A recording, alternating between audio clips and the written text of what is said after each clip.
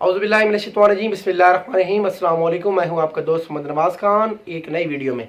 तो आप सबसे गुजारिश है कि सबसे पहले मेरे यूट्यूब चैनल को सब्सक्राइब कर दें ताकि जो भी वीडियो वो आप देखें सबसे पहले। तो आज का हमारा जो सवाल है वो ये है कि दिलों को कैसे बड़ा किया जाए, इन छोटी छोटी बातों से कैसे निपटा जाए। तो मैं आपको सबको यही कहूँगा कि जो छोटी छोटी बातें होती हैं इनको इग्नोर करें ताकि आपका दिल बहुत बड़ा वसी हो और आपके दिल में बहुत ज़्यादा इल्म जो मालूमात है वो समा सके।